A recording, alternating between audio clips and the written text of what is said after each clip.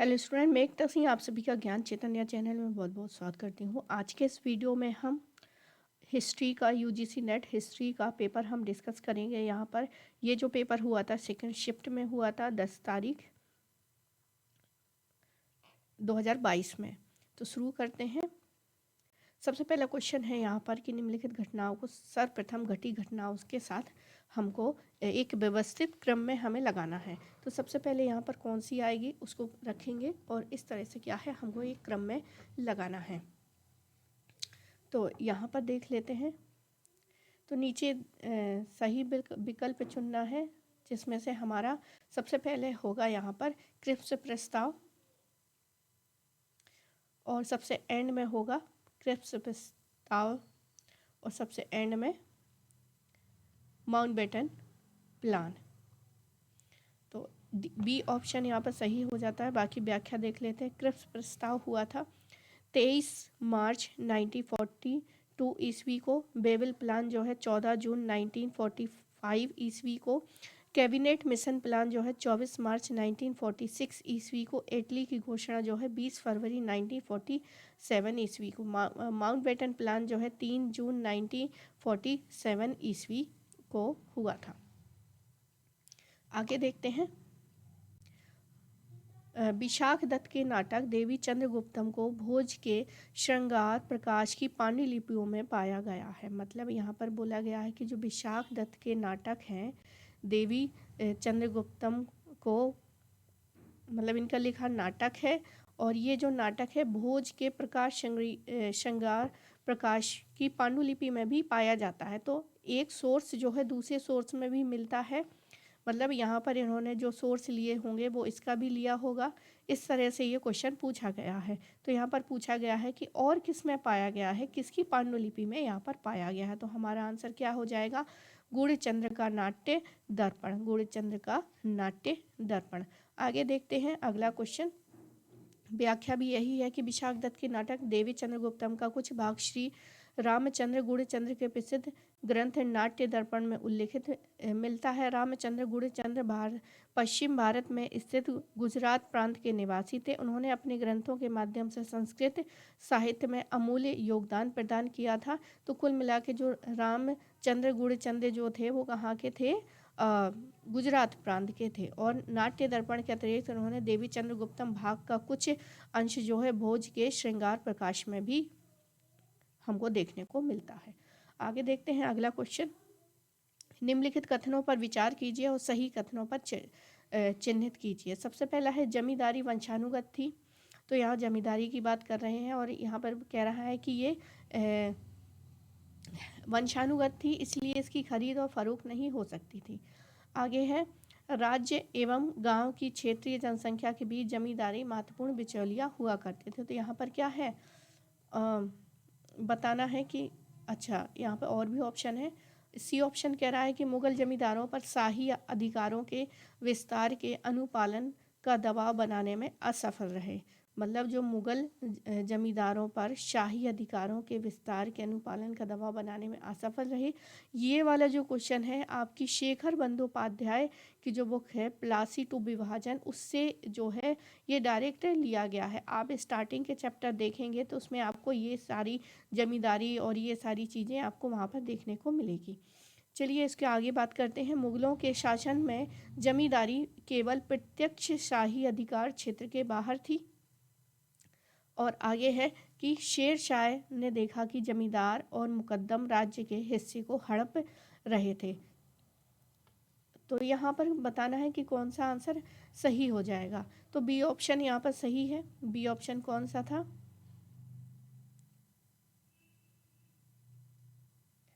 B option यहाँ पर था कि राज्य एवं गांव की क्षेत्रीय जनसंख्या के बीच जो है जमींदार ही महत्वपूर्ण बिचौलिया थे। तो ये एकदम सही है। और ई ऑप्शन जो है शेर शाह ने देखा कि जमींदारों मुकद्दम राज्य के हिस्से को हड़प रहे थे। तो बी और ई यहाँ पर सही हो जाएगा। तो बी ऑप्शन यहाँ पर क्या है? सही है।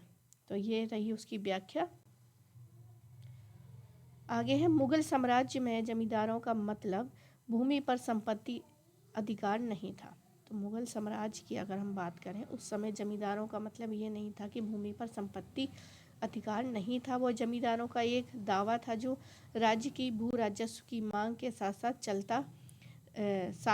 चला था। लेकिन जमींदारों द्वारा संपत्ति की भांति किसी भी वस्तु की तरह उसे बेचा या खरीदा जा सकता था। यह अनुवांशिक और विभाज्य था। मध्यकालीन शासकों ने जमींदारों के अधिकारों को वैधता प्रदान की, परंतु उन्होंने बराबर यह प्रश्न किया कि वे सरकार के प्रतिनिधि के रूप में राजस्व वसूल करें। जब जमींदारों ने सरकार को राजस्व वसूल करने में मदद करने का काम शुरू किया, तब से उसे उस सेवा यानी कि खिदमत के लिए कुछ राजस्व का कुछ प्रतिशत मिलने लगा। संभवतः सरकारी आंकड़ों में 10% बताया गया है। अपने मुख्य वित्तीय दावों के अलावा ये जमींदार किसानों से कई प्रकार के उपकर और नजराने वसूल किया करते थे। शेर शाह को साम्राज्य निर्माता और प्रशासक के रूप में अकबर का पूर्वगामी माना जाता है। उसने भू राजस्व व्यवस्था के अनेक सुधार किए थे। शेर शाह की उप प्रभाग यानी कि एकता व्यवस्था मुगल कालीन सूबों जैसी ही थी। उसने देखा कि जमींदार और मुकद्दम राज्य के हिस्से को हड़प रहे हैं। शेर शाह अपने अधिकारियों की नियुक्ति का कार्य स्वयं देखता था, इसलिए सभी उसके प्रति जवाबदेह हुआ करते थे। अगला क्वेश्चन कह रहा है असर्सन है कि राजा राम मोहन राय ने ईसाई धर्म को अस्वीकार कर दिया और ईसा मसीह के नेतृत्व का खंडन किया। तो बिल्कुल सही है, खंडन किया था उन्होंने, देवत्व का उन्होंने खंडन किया है। राजा राम मोहन राय ने 1820 में प्रकाशित ईसा मसीह के नीति वचन जो प्रीसेप्ट ऑफ जीसस लिखा। तो इसमें बताना है कि दोनों ही सही है, व्याख्या भी इसकी सही है, तो ये ऑप्शन यहाँ पर सही हो जाएगा।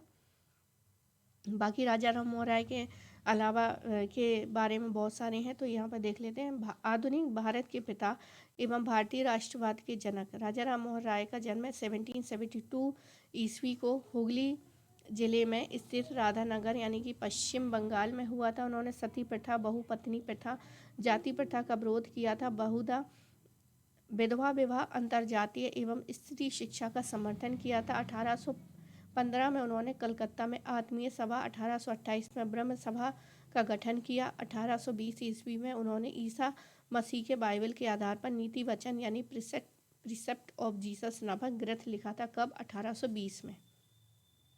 1828 में उन्होंने ब्रह्म सभा का गठन भी किया। आगे है 1825 में उन्होंने वेदांत कॉलेज की स्थापना की थी। 1833 में ब्रिस्टल यानी कि इंग्लैंड में उनकी मृत्यु हो गई। अतः इस प्रकार जो है ए और आर सही है, उसकी व्याख्या भी सही है। पुस्तक दी गई है और यहाँ पर उनका मिलान करना है लेखक के साथ। History of freedom movement in Indian volume history of freedom movement in Indian volume. तो यंग इंडिया तो है यहाँ पर लाला लाजपत राय की। Gokhale the Indian moderate and the Raj, यह BR नंदा की। तो BD बसु की है। ये तो सही है। तो 1 2 4 3 ये देखते हैं। 1 2 4 3 1 2 4 3 तो ए ऑप्शन क्या है यहाँ पर सही हो जाएगा। बाकी व्याख्या वही है जो ऊपर दी मिलाए थे हमने। History of freedom movement in India volume 1 जो है RC मजूमदार की है। Rise and fall of the Christian power in India BD Basu की है। Gokhale the Indian moderate BR Nanda की है। यंग इंडिया लाला लाजपत राय जी की है। आगे देखते हैं अगला क्वेश्चन। व्याख्या दी गई है। तो आधुनिक भारत के पिता, अच्छा ये तो दोबारा से दे दिया है वो, तो इसको हटा के आगे बढ़ते हैं।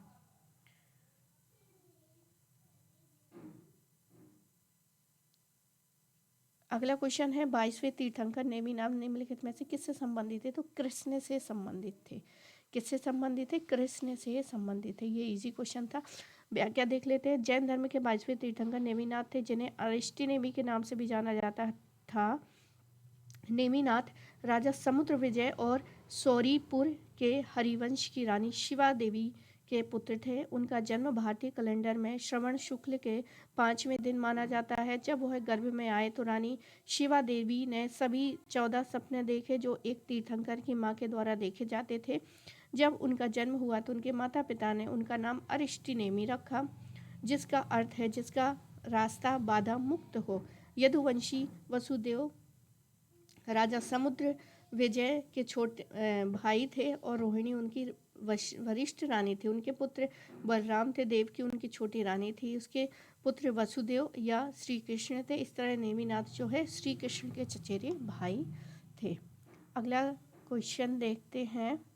अगला क्वेश्चन, ग्रामीण समुदाय के बारे में निम्नलिखित पर विचार कीजिए। तो बलूतेदार ये क्या है?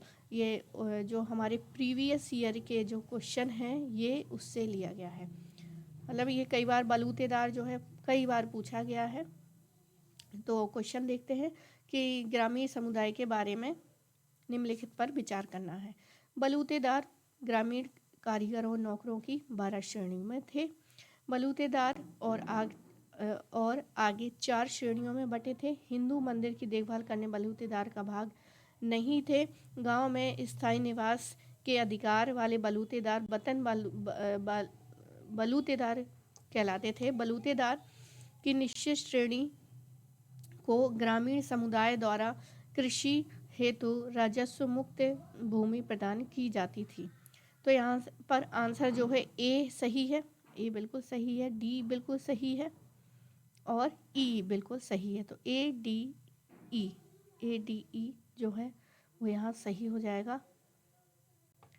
अगर हम बी और सी को काटते हैं तो बी यहाँ कट जाएगा, सी यहाँ कट जाएगा, तो 2 ऑप्शन बचते हैं। फिर देखते हैं ई सही है या नहीं, तो इससे हमारा सही आंसर निकल सकता है। आगे देखते हैं।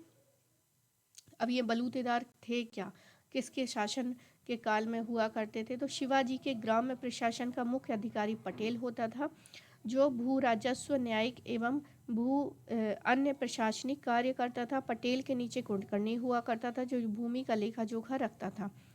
इसके अतिरिक्त गांव के 12 बलूतेदार हुआ करते थे। यह ग्रामीण कारीगरों एवं नौकरों की 12 श्रेणियां थीं। गांव में स्थायी निवास के अधिकार वाले बलूतेदार बतन बलूतेदार कहलाते। बलूतेदार की निश्चित श्रेणियों को ग्रामीण समुदाय द्वारा कृषि हेतु राजस्व मुक्त भूमि प्रदान की जाती थी। कुछ गांवों में 12 बलूतों के अतिरिक्त 12 बलूते भी होते थे, जो गांव के सेवक के रूप में हुआ करते थे। अगला क्वेश्चन है, किसने 1871 में गाय संरक्षण के मुद्दे को उठाया था? तो इन्होंने उठाया था कूका जो है इन्होंने उठाया था। गाय के संरक्षण आंदोलन का मुख्य रूप से धार्मिक और राजनीतिक आंदोलन है, जिसका उद्देश्य गायों की रक्षा करना है। गौ हत्या से लेकर हिंदुओं के अतिरिक्त अन्य धर्म के व्यक्तियों ने भी विरोध किया। इस मिशन को सर्वप्रथम पंजाब के नामधारी सिखों यानी कूका ने 1871 में गाय संरक्षण के मुद्दे को उठाया था। इस आंदोलन की शुरुआत जो है नामधारियों ने 1860 के दशक में शुरू कर दिया था। आर्य समाज के संस्थापक दयानंद सरस्वती ने भी गौ हत्या का विरोध किया था। अगला क्वेश्चन देखते हैं। सिकंदर के शासन के अंतर्गत निम्नलिखित में से कश्मीर के विध्वंस का शोक किसने जताया था? जौना राजा ने जताया था। जौना राजा सही हो जाएगा। सिकंदर के शासन के अंतर्गत जौना राजा ने कश्मीर के विध्वंस पर शोक जताया था। ये 15वीं सदी के एक कश्मीरी इतिहासकार और संस्कृत के कवि थे। इन्होंने द्वितीय राजतरंगिणी नामक ग्रंथ लिखा। मतलब पहला तो उन्होंने किसने कल्हड़ ने लिखा था। द्वितीय जो है द्वितीय राज तरंगिणी इन्होंने लिखा था जौना राजा ने।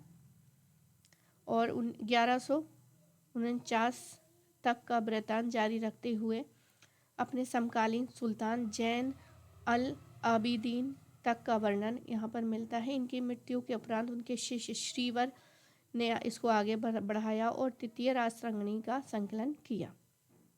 जौना राजा ने कश्मीर में हिंदू राजवंशों के अंत और मुस्लिम राजवंशों के शुरुआत का महत्वपूर्ण का यहाँ पर दृष्टि डाली है। आगे देखते हैं। हड़प्पा सभ्यता में निम्नलिखित में से किस स्थल में चित्रित, यहाँ पर क्या है, एक पात्र मिला है, मतलब भांड मिला है। इस पर एक वृक्ष बना हुआ है। वृक्ष पर क्या है? मछली है। वृक्ष पर मछली है और नीचे क्या है? लोमड़ी है, जैसे पशु को अंकित किया गया है। तो यहाँ पर जैसे हम स्टोरी पढ़ते हैं कि जो अंगूर हैं वो लटके हुए हैं और यहाँ पर क्या है? लोमड़ी। तो ये किस किस्म से एक मोरल स्टोरी हो गई। तो हमारी इसी तरह की ये जो मोरल स्टोरी है हमको पंचतंत्र में मिलती हैं, पंचतंत्र में मिलती हैं। तो इस तरह के पात्र जो है हमें कहाँ से प्राप्त हुए हैं? तो बिल्कुल लोथल जो है यहाँ पर सही हो जाएगा। व्याख्या देख लेते हैं लोथल की, क्योंकि इम्पोर्टेंट है ये साइट। और ये जो लोथल है इस पर काफ़ी ज़्यादा अभी वर्तमान में भी काफ़ी वहाँ पर काम हो रहा है। तो इसको देखते हैं। हड़प्पा सभ्यता के लोथल पुरास्थल में चित्रित मृदभांड में एक वृक्ष पर एक कौवा, मछली और नीचे लोमड़ी जैसे पशु की आकृतियाँ चित्रित हैं, जिसका साम्य पंचतंत्र की कथा चालाक लोमड़ी से किया गया है। लोथल पुरास्थल अहमदाबाद गुजरात के सरगवल गांव साबरमती व उसकी सहायक नदी भोगवा नदी के बीच खंभात की खाड़ी पर स्थित है। इसकी खोज जो है VSR राव मतलब द्वारा किया गया था। इसका उत्खनन, इसकी संपूर्ण बस्ती जो है गढ़ी और किला, मतलब यहाँ पर एक क्या है? किला हुआ करता था पश्चिम में, पूरब में क्या होता था? गढ़ हुआ करता था। तो ये दोनों जो है एक साथ जो है रक्षा प्राचीर से घिरा हुआ है। तो आप ये जो लोथल हैं, जितने भी सिंधु घाटी सभ्यता के साहित्य है, इसको मैंने डिटेल में बहुत अच्छे बिल्कुल पिक्चर के सहायता से बताया गया है कि कौन सा प्राचीर घिरा हुआ है। जैसे कालीबंगा का जो है, दोनों प्राचीर जो है अलग अलग से घिरे हुए हैं। तो इस तरह का भी वीडियो अपलोड बहुत पहले हो चुका है, तो आप उसको देख के कम से कम जो प्राचीन यूनिट 1 है आप उसको बहुत अच्छे से कर सकते हैं मेरे वीडियो देख के, और यूनिट 5 जो है उसको भी आप कर सकते हैं। बाकी ये जो बीच का है उसमें आपको यूट्यूब पे बहुत सारे वीडियो मिल जाएंगे जिसके माध्यम से आपका कवर हो जाएगा। तो जो पहला यूनिट है और लास्ट वाला यूनिट है, ये वाला यूनिट काफ़ी टफ है और समझने में दिक्कत होती है। तो ये अपलोड हो चुकी हैं बहुत पहले, आप उसको देख के एक अपनी जो पढ़ने की शुरुआत है उसको स्टार्ट कर सकते हैं। आगे देखते हैं। लोथल से बंदरगाह तथा गोदीवाड़ा स्त्री पुरुष युक्त युग में समाधान, चावल का साक्ष्य, फारस की मुहर, चतुर्भुजाकार अग्निवेदी, सूती कपड़ा, ताम्र निर्मित पशु पक्षी, आटा पीसने वाली चक्की के पाट, मतलब पाट भी जो है वो भी मिले हैं। ये सारी वस्तुएं प्राप्त हुई हैं। आगे देखते हैं दादा देओजली हार्डिंग, ये जो है ये किस क्षेत्र में स्थित है? तो नवपाषाण स्थल जो है दोआजली हेडिंग किस क्षेत्र में स्थित है? तो हमारी आंसर हो जाएगा मीजो पहाड़ियाँ, तो सॉरी उत्तरी कछार पहाड़ियाँ, उत्तरी कछार पहाड़ियाँ। नवपाषाणी स्थल दोआजली हेडिंग पूर्वोत्तर भारत में उत्तरी कछार पहाड़ियों में स्थित है।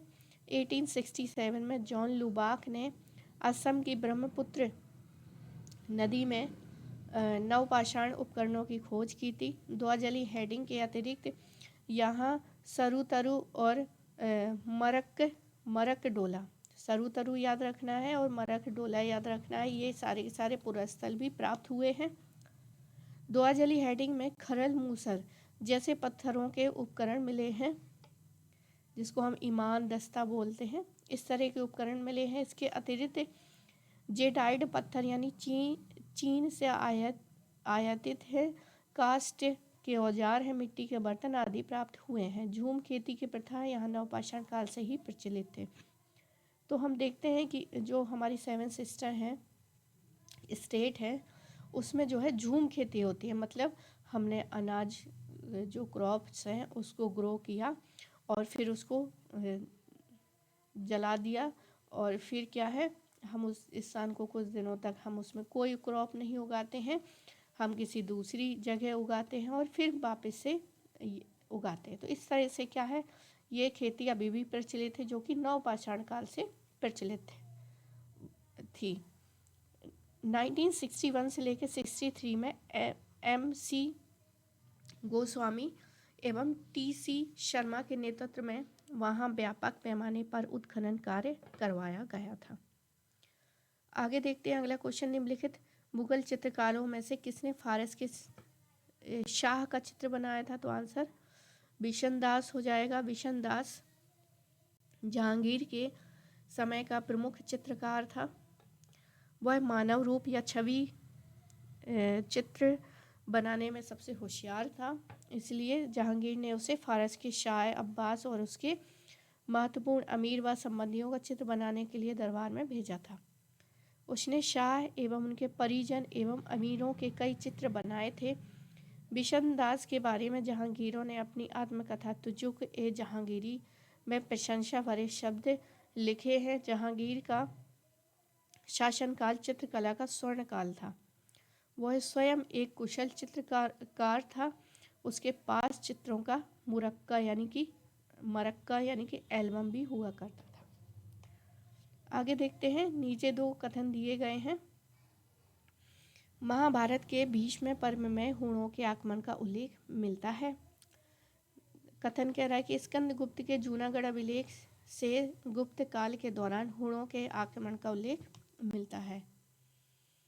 तो यहाँ पर दोनों ही कथन जो हैं वो सही हो जाएंगे। आगे देखते हैं, यहाँ पर व्याख्या में वही है जो कथनों में दिया गया है। हुण मध्य एशिया में निवास करने वाली एक बर्बर जाति थी। जनसंख्या की वृद्धि एवं प्रसार की आकांक्षा से भी अपने मूल स्थान से छोड़कर नए प्रदेशों की ओर निकल पड़े। कौन? हुण। हुणों का प्रथम आक्रमण जो है स्कंदगुप्त के समय पर नेता खुशेनवाज था। स्कंदगुप्त ने हुणों को बुरी तरह से परास्त किया था, जिसका उल्लेख जो है स्कंदगुप्त के जूनागढ़ अभिलेख से प्राप्त होता है। ज्ञातव्य है कि हुण आक्रमण का पहला लिखित साक्ष्य जो है महाभारत के भीष्म पर्व में मिलता है। आगे देखते हैं, निम्नलिखित में से किस संस्कृत नाटक में चंद्रगुप्त मौर्य का विवरण है? तो मुद्रा राक्षस। संस्कृत ग्रंथ विशाख दत्त की मुद्रा राक्षस में चंद्रगुप्त मौर्य के बारे में विशद वर्णन प्राप्त होता है। मुद्रा राक्षस में चंद्रगुप्त को नंदराज का पुत्र माना गया है, लेकिन इस तथ्य की प्रामाणिकता संदिग्ध है। इस ग्रंथ में चंद्रगुप्त को वृषल और कुलहीन बताया गया है।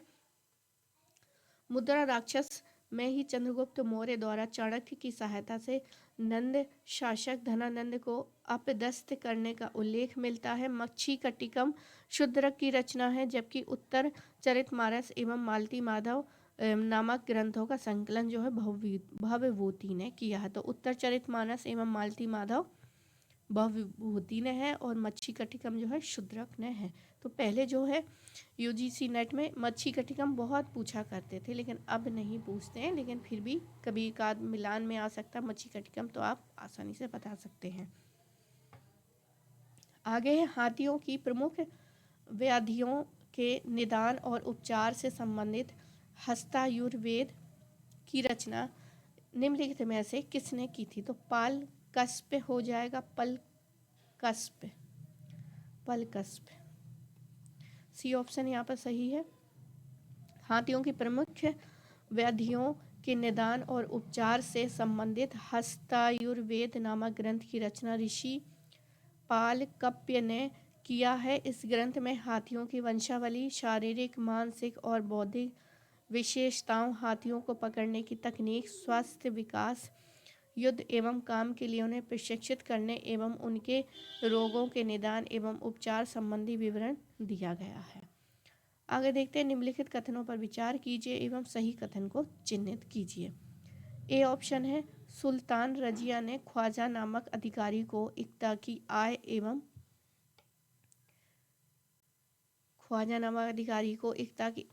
व्यय को नियंत्रण करने के लिए नियुक्त किया था।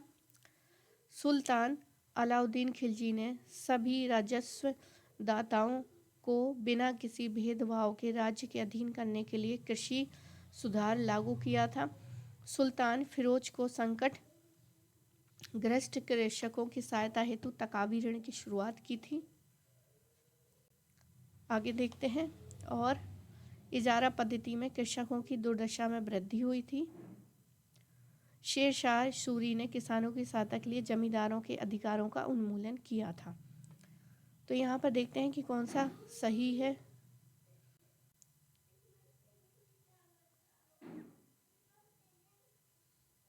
ए ऑप्शन यहाँ पर बिल्कुल सही हो जाता है। बी और डी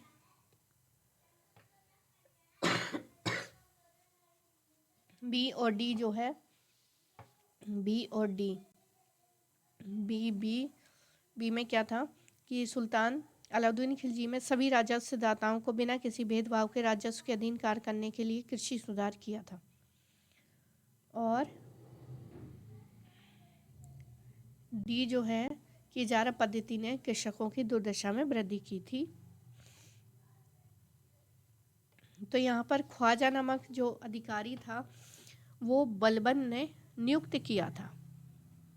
सुल्तान अलाउद्दीन खिलजी ने सभी राजस्व दाताओं को बिना किसी भेदभाव के राज्य के अधीन करने के लिए कृषि सुधार लागू किया। सुल्तान मोहम्मद बिन तुगलक ने संकटग्रस्त कृषकों की सहायता हेतु तकावी ऋण दिया था, ना कि मोहम्मद बिन तुगलक ने तकावी ऋण बांटा था, ना कि फिरोज शाह तुगलक ने। आगे देखते हैं। इजारा पद्धति सबसे ज़्यादा बोली लगाने वाली जागीरों और खालिसा भूमि को दी जाती थी। तो इजारा पद्धति याद रख लीजिए कि ये सबसे ज़्यादा बोली लगाई जाती थी। अब बोली जितनी ज़्यादा लगेगी तो उसका भार कौन उठाएगा?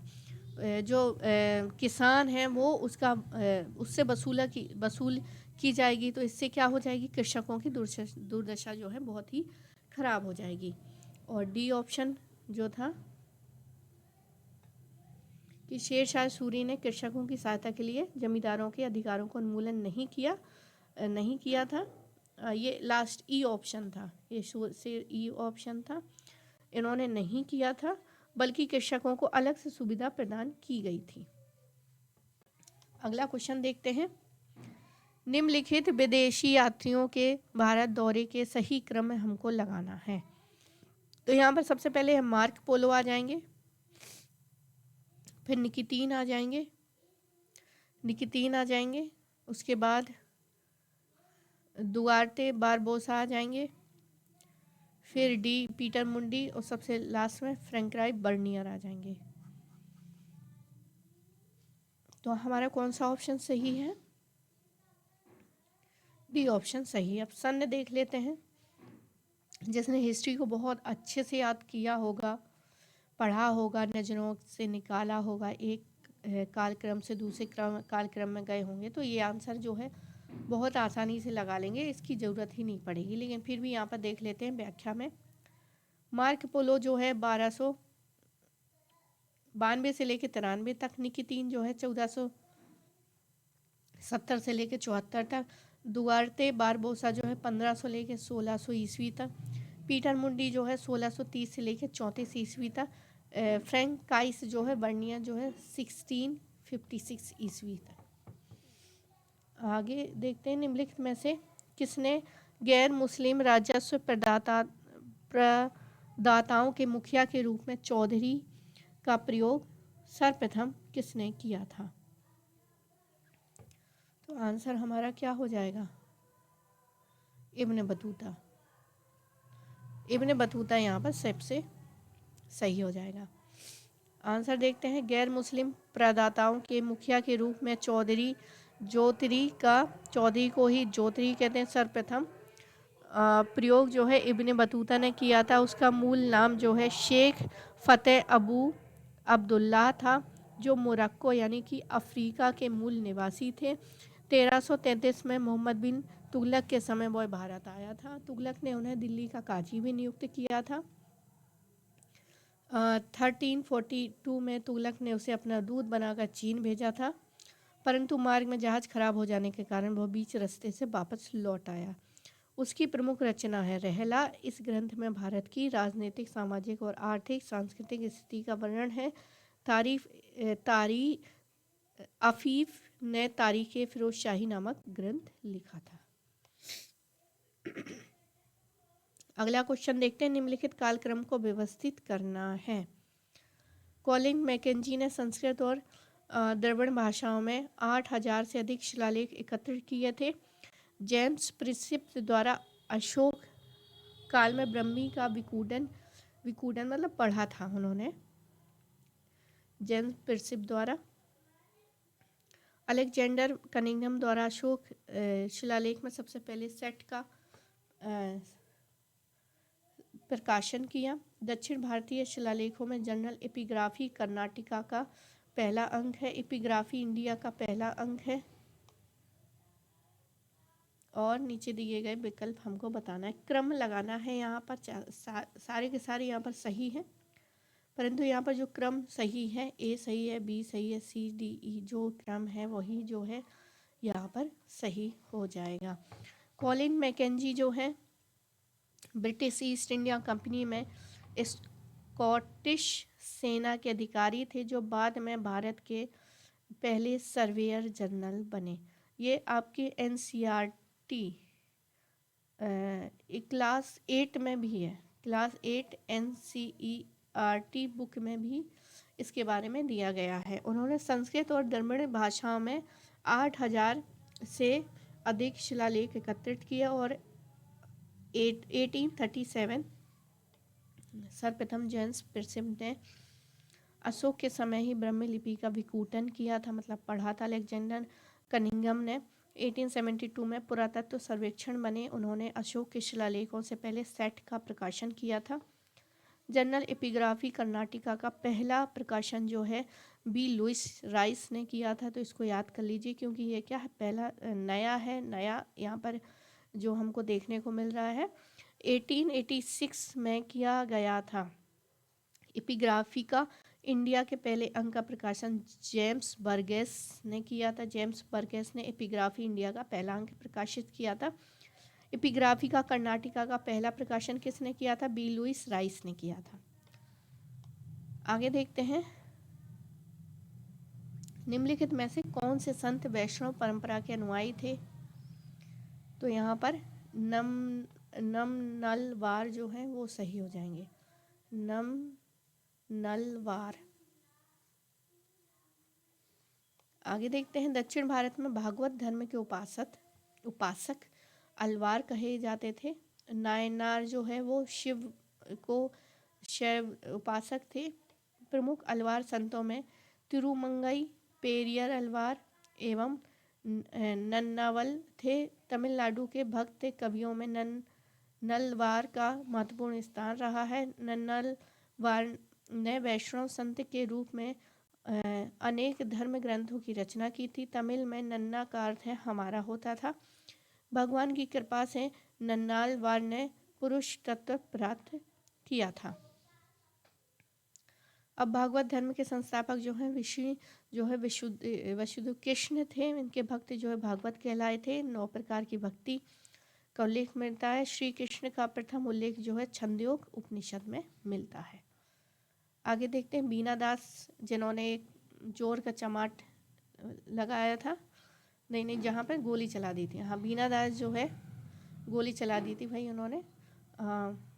बीना दास जो है एक महिला थी, ये क्रांतिकारी महिला थी, इसलिए उन्होंने क्या है बंदूक चला दी थी। कहाँ पर? उन्होंने बंगाल के गवर्नर सर स्टैनली जैक्सन पर कलकत्ता विश्वविद्यालय के दीक्षांत, जब डिग्रियां बांटी जाती है ना, दीक्षांत समारोह होता है, उसी समय इनको भी डिग्री मिलनी होगी, तो ये लेने गई होंगी उस समय, और यहाँ पर क्या है उन्होंने बंदूक चला दी थी। वह किस कॉलेज से संबंधित है? अभी यहाँ पर कॉलेज पूछा है। यहाँ पहले जो हुआ करता था, सन 2011 या 2010 की बात कर रही हूँ, जब हम लोग UGC नेट दिया करते थे, तो उस समय ये जो बीना दास जो है ऐसा नाम पूछा जाता था, लेकिन अब वो कौन से कॉलेज से संबंधित थे ये पूछा है। तो यहाँ पर कौन सा कॉलेज हो जाएगा? तो डायोसिस महिला कॉलेज।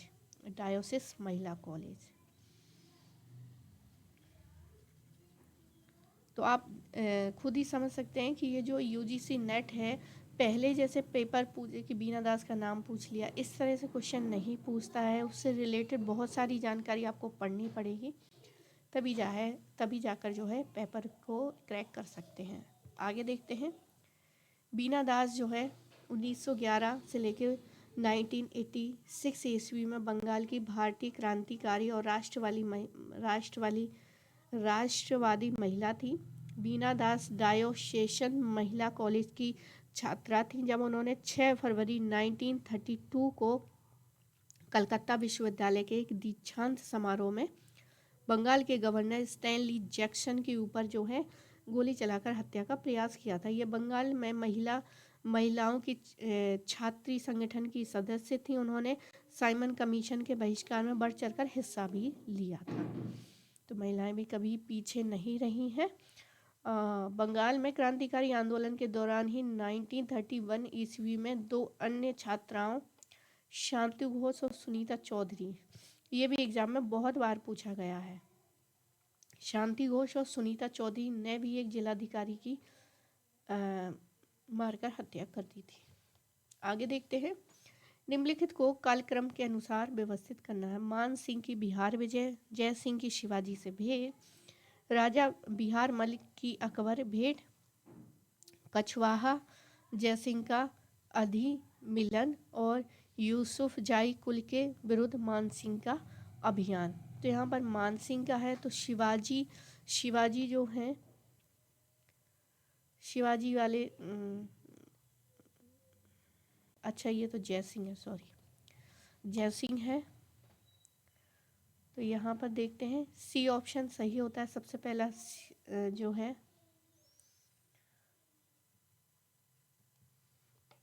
सी ऑप्शन होगा। अगर सिर्फ ये पता, अब यहाँ पे देखिए अकबर से भेंट है तो अकबर पहले आ जाएगा, अकबर जो है पहले आएंगे। और जय सिंह जो है ये शिवाजी मतलब औरंगजेब के समय का है तो ये लास्ट में आएगा। ऐसे भी हम कर सकते हैं। सी ऑप्शन यहाँ पर सही हो जाएगा। बाकी इसका कालक्रम देख लेते हैं। राजा बिहारमल यानी कि बिहारी माला की अकबर से भेंट जो है 1562 ईस्वी में होती है। यूसुफ जाई कुल के विरुद्ध जो है मानसिंह अभियान 1580 ईस्वी में। मानसिंह की बिहार विजय जो है 1587 से लेकर 90 ईस्वी तक। कछवाहा पर जयसिंह की अधिमिलन जो है 1630 का दशक है। जय सिंह की शिवाजी से भेंट जो है 1665 ईस्वी। आगे देखते हैं। किसके नेतृत्व में लोक सेवा आयोग गठित किया गया था जिसने परीक्षा हेतु अधिकतम आयु सीमा बढ़ाने हेतु अनुशंसा किया था? चार्ल्स एचिसन जो है चार्ल्स एचिसन। ये भी बहुत इजी क्वेश्चन था। 1886 में लॉर्ड डफरिन ने भारत में सिविल सेवाओं की समस्याओं की जांच करने के लिए सर चार्ल्स एचिसन की अध्यक्षता में एक लोक सेवा आयोग की स्थापना की थी। इस आयोग ने अनुबंधित सेवा के लिए एक साथ परीक्षा का विरोध किया और अनिवार्य सिविल सेवा को समाप्त करने की वकालत की थी एवं उनसे एक प्रांतीय सिविल सेवा की स्थापना का प्रस्ताव रखा। इसने खुली सिविल सेवा परीक्षा हेतु भारतीयों की उम्र जो है 19 वर्ष से 23 वर्ष करने की अनुशंसा की थी। तो आंसर चार्ल्स एचिसन। आगे देखते हैं। मुगलों के अधीन जो है ग्राम्य व्यवस्था के राजस्व अधिकारी के संबंध में निम्नलिखित कथनों पर विचार करना है। ए है अकबर के राजस्व संग्रह के 1% कमीशन के स्थान पर कानूनगो को जागीर बांटी। बी है कानूनगो के से अपेक्षा की जाती है कि वह अपने नियत क्षेत्र में राजस्व संग्रह के दौरान कानून और व्यवस्था को सुनिश्चित करेगा। सी है अमीनों द्वारा बनाई गई काबूलियत पर चौधरी और मुकद्दम के साथ कानूनगो के हस्ताक्षर होंगे। कानूनगो से आशा की जाती है कि वह अमील द्वारा राजस्व की अवैध आगाही की सूचना राज्य अधिकारी को देगा और यह कानून को अपने अधीन क्षेत्र में राजस्व अभिलेखों से संबंधित सूचना का स्थायी अभिलेख पाल था। तो यहाँ पर जो है सी ऑप्शन सही हो जाएगा। ए, सी, डी और ई सही है, डी सही है और यहाँ पर ए भी सही है और सी भी सही है।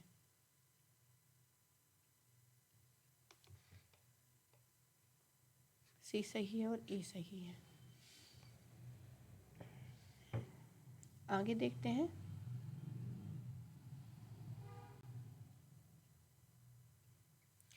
व्याख्या देख लेते हैं। मुगल कालीन अर्थव्यवस्था जो है मूलतः कृषि पर आधारित थी। कृषि यहाँ के लोगों का मुख्य व्यवसाय था। राज्य की आय का मुख्य स्रोत जो है भू राजस्व था। अकबर ने राजस्व संग्रह के 1% कमीशन के स्थान पर कानूनगो को जागीर बांटी थी। कानूनगो वस्तुतः मध्यस्थ जमींदार हुआ करते थे। इसका कार्य सिर्फ राजस्व संग्रह न था बल्कि कानून व्यवस्था को बनाए रखना भी था।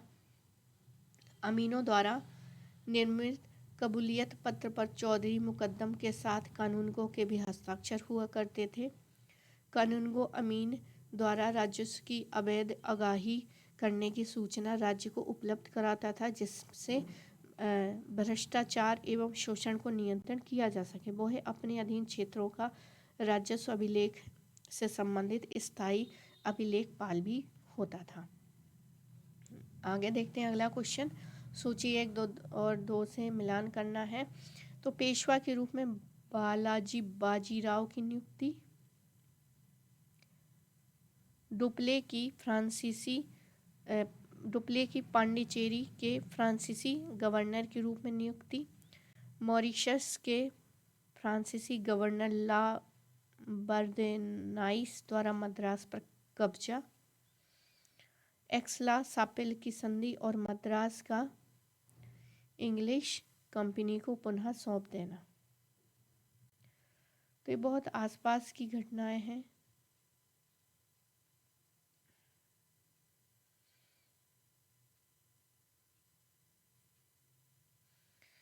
तो यहाँ बी होगा, फिर सी होगा, फिर डी होगा। ये तो ठीक है, लेकिन इस ए को फिर कहाँ पर रखेंगे ये देखना होगा। ए, बी, सी, डी। देखते हैं आंसर क्या कह रहा है।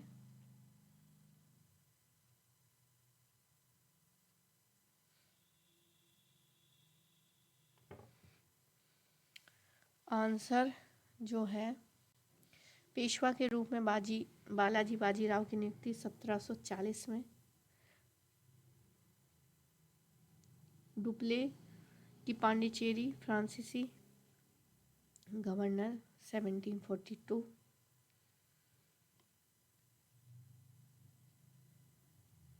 और मॉरिशस के गवर्नर ला बर्देनाइस मद्रास पर कब्जा, एक्सला सापिल की संधि सबसे लास्ट, मतलब लास्ट क्रम नहीं रखना था, मिलान करना था। तो ये जो है 1748 में थी। तो इस हिसाब से हमारा ए ऑप्शन यहाँ पर सही हो जाता है। आगे देखते हैं। दिल्ली सुल्तानों के शासनकाल से संबंध में निम्नलिखित ऐतिहासिक मसनवियों के सही अनुक्रम को चुनना है। देवल रानी खिज्र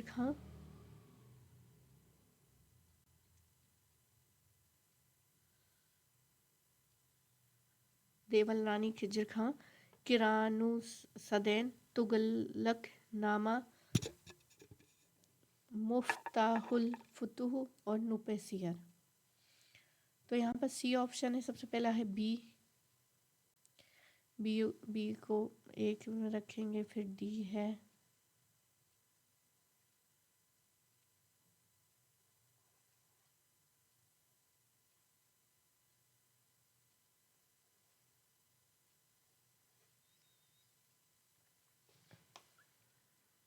तो दिल्ली सल्तनत के शासन के संबंध में अमीर खुसरो ने जो मसनवियों को कालक्रम में रखा था वो इस प्रकार से था।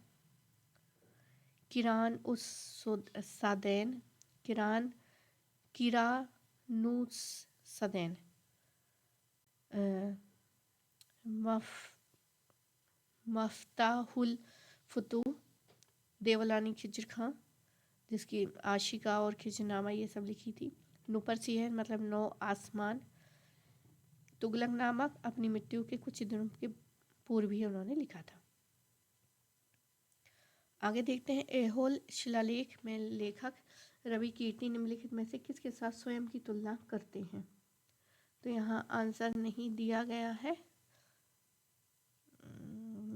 गया है, बाकी देखते हैं। ऐहोल शिलालेख में लेखक रवि कीर्ति ने कालिदास और भारवी के साथ स्वयं की तुलना की है। तो यहाँ पर कालिदास हैं क्या? कालिदास और भारवी नहीं है। ये शिलालेख बादामी के चालुक्य वंश के इतिहास के प्रमाणिक साक्ष्य माने जाते हैं तथा पुलकेशिन के समकालीन लाट, मालवा, गुर्जर आदि देशों के शासकों के विषय में ज्ञात करते हैं। यद्यपि इसमें मुख्य रूप से पुलकेशिन द्वितीय की उपलब्धियों का वर्णन है। ऐहोल अभिलेख आधुनिक कर्नाटक प्रांत के बीजापुर जिले में स्थित है। इसमें शक संवत जो है 556 अर्थात 634 ईस्वी की तिथि अंकित है।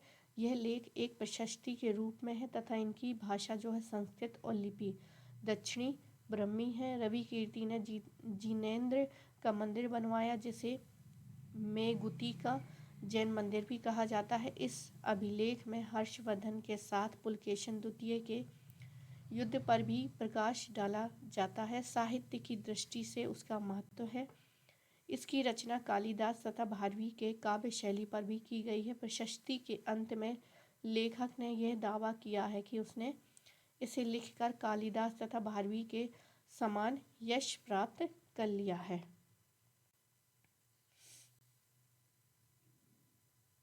तो कालिदास और भाष्य इसने एनटीए ने अपना उत्तर माना है। आगे देखते हैं। निम्नलिखित में से किसे तमिल का 5वां वेद माना जाता है और सर्व धर्म ग्रंथ संग्रह की 12वीं पुस्तक भी है ये। तो आंसर क्या है? तिरुतुंडर पुराणम। तिरुतुंडर पुराणम। अब व्याख्या देखते हैं। तिरुतुंडम पुराणम को तमिल का 5वां वेद माना जाता है। इसे सर्वधर्म ग्रंथ संग्रह की 12वीं पुस्तक भी मानते हैं। संगम साहित्य तमिल भाषा में लिखे गए हैं। तीनों संगमों में रचित रचनाओं को 3 भागों में बांटा गया है। पतुपात यानी 10 गीतों का संग्रह, इथु थोको मतलब 8 कविताओं का संग्रह, पदी नैन कील कुनकू मतलब 18 लघु संग्रहों कविताओं का संग्रह। आगे देखते हैं। इसमें तिरुवल्लु की कुरल यानी कि कुरल जो है सर्वश्रेष्ठ है। कुरल को तमिल साहित्य का आधार ग्रंथ माना जाता है कुरल को। इसकी गणना साहित्यिक त्रिवर्ण में धर्म, अर्थ, काम के अंतर्गत की जाती है। इसमें दार्शनिक विचारधाराएं भी मिलती हैं, इसलिए इसे तमिल साहित्य का बाइबल और पंच वेद भी कहा जाता है। किसको? कुरल को। तो कुरल को एक बेस भी माना जाता है। इसके साथ ही साहित्य का आधार ग्रंथ यानी बेस माना जाता है। और इसमें धर्म, अर्थ, काम इसके अंतर्गत जो है साहित्यिक गणना के अंतर्गत की गई है। इसमें दार्शनिक विचारधाराएं भी मिलती है। इसके साथ ही तमिल ग्रंथ का बाइबल भी और पंचम वेद जो है कुरल को माना गया है।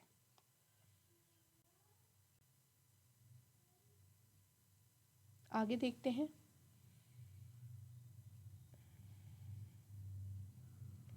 घटना और वर्ष दिया गया है। सोसाइटी ऑफ ट्रेड का गठन, वर्लेस्ट के उत्तराधिकारी जॉन कार्टियर बने, दीवानी एवं फौजदारी अदालतों की स्थापना और नंद कुमार को फांसी।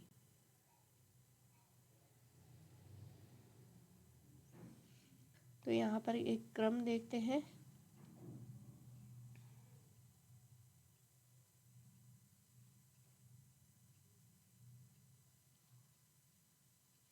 पहले का जो है वो हो जाएगा 1765। व्याख्या देख लेते हैं, बी डी ऑप्शन यहाँ पर सही हो जाएगा। बाकी व्याख्या देखते हैं। सोसाइटी ऑफ ट्रेड का गठन जो है 1765 में किया था। वेरलेस्ट के उत्तराधिकारी जॉन कटियर बने थे 1769 में। तो अब देखिए यहाँ पर जो डेट है वो पूछने लग गए हैं, लेकिन मिलान में पूछने लग गए हैं। ये एक नया ट्रेंड जो है देखने को मिल रहा है क्वेश्चन का, कि एक तरफ बहुत सारी घटना दे दी, एक तरफ नया तो नहीं है, ये ट्रेंड है तो पुराना, लेकिन यहाँ पर अब डेट भी पूछने लग गया है यूजीसी नेट। पहले बहुत ज़्यादा डेट नहीं पूछा करते थे, लेकिन अब जो है डेट भी आने लग गए, तो आप याद रखना, डेट भी आपको याद करना पड़ेगा। सोसाइटी ऑफ ट्रेड जो है 1765, वेरलेस्ट के उत्तराधिकारी जॉन कटियर बने थे 1769, दीवानी एवं फौजदारी अदालतों की स्थापना 1772, नंद कुमार की फांसी जो है 1775। आगे देखते हैं।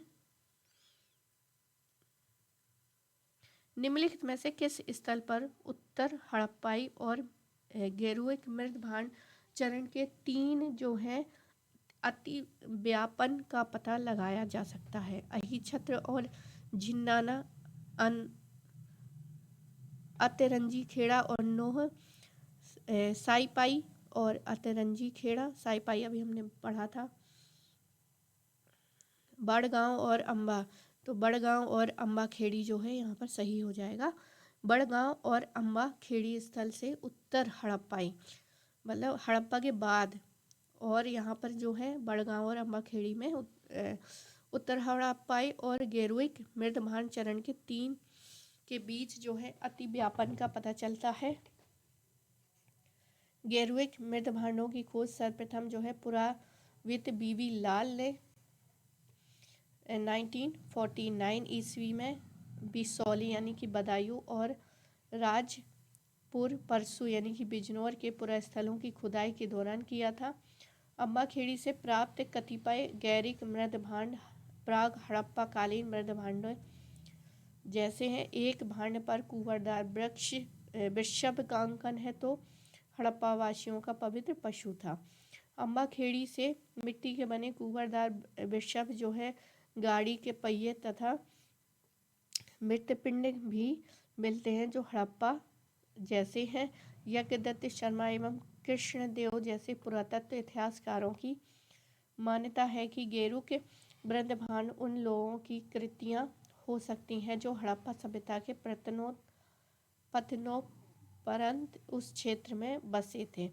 आलमगीरपुर तथा बड़गांव से प्राप्त मृदभांड जो पार्वती हड़प्पा संस्कृति के मृदभांडों से प्रभावित है। अधिकांश पुरावित इन मृदभांडों का समय जो है ईसा पूर्व जो है 1300 से लेकर 1200 निर्धारित किया गया है। अगला क्वेश्चन देखते हैं। 12वीं से 16वीं सदी के भारत में दार्शनिक शास्त्रार्थ द्वारा ज्ञान उत्पन्न करने के लिए निम्नलिखित स्थानों को प्रसिद्ध हैं। तो कौन कौन से शास्त्रार्थ? बनारस हो गया,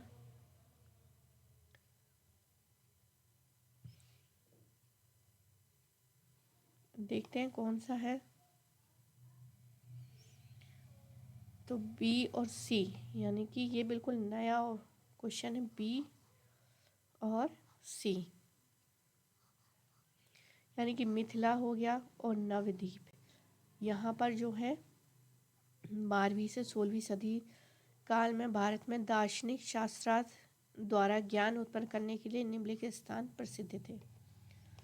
12वीं और 16वीं शताब्दी में भारत में दार्शनिक शास्त्रार्थ द्वारा ज्ञान उत्पन्न करने के लिए मिथिला और नवद्वीप प्रसिद्ध स्थान थे। मिथिला के बारे में देख लेते हैं। भारतवर्ष के दार्शनिक एवं आध्यात्मिक उद्भव तथा सांस्कृतिक एवं साहित्यिक विकास के क्षेत्र में मिथिला का एक महत्वपूर्ण स्थान है। प्राचीन काल में राज श्री जनक के दरबार में याज्ञवल्क्य और गार्गी का संवाद की जानकारी बृहदारण्यक उपनिषद में होता है। तो यहाँ से भी क्या है क्वेश्चन कई बार जो है पूछा गया है। याज्ञवल्क्य और गार्गी संवाद का जानकारी कहाँ से मिलती है, तो हमें बृहदारण्यक उपनिषद में मिलता है।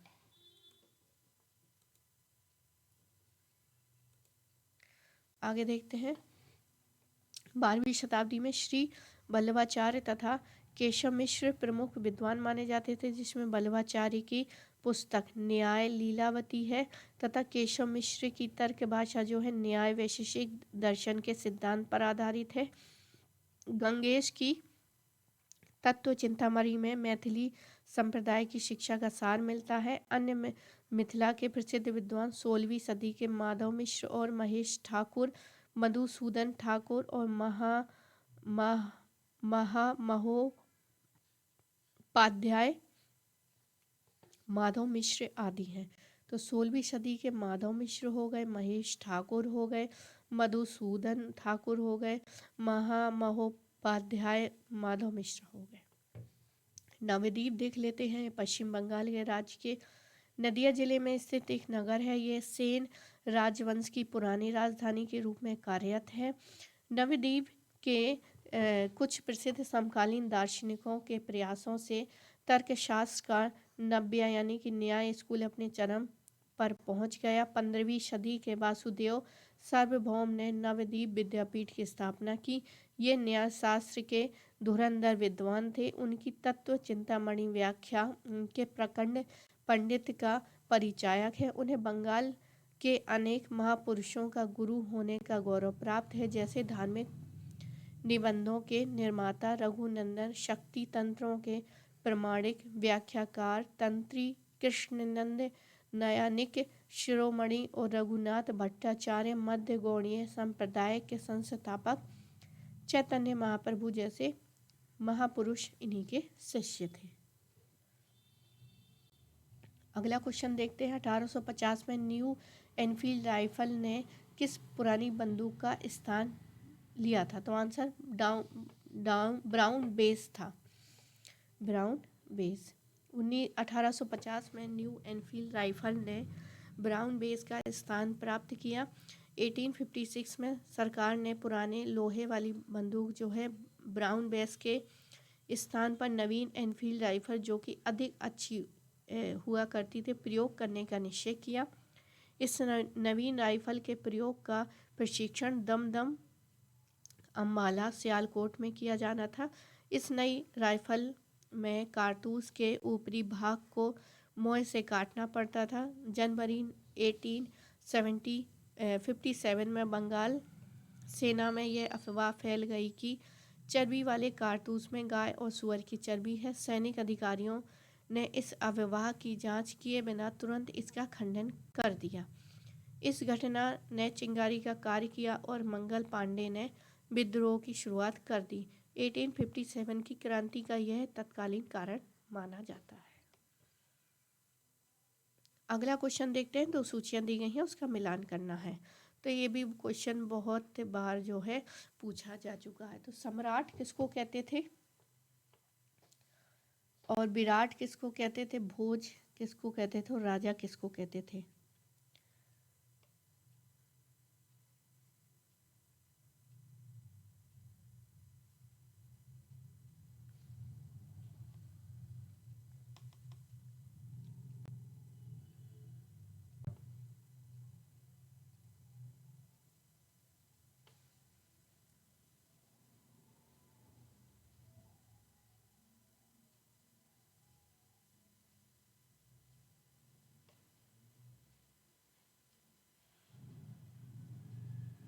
तो यहाँ पर जो सही आंसर है वो ए ऑप्शन क्या है, सही हो जाएगा। तो पूर्वी भाग में सम्राट हुआ करते थे। विराट जो है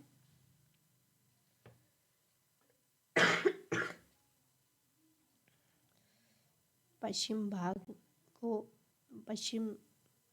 भाग के राजाओं को कहा करते थे।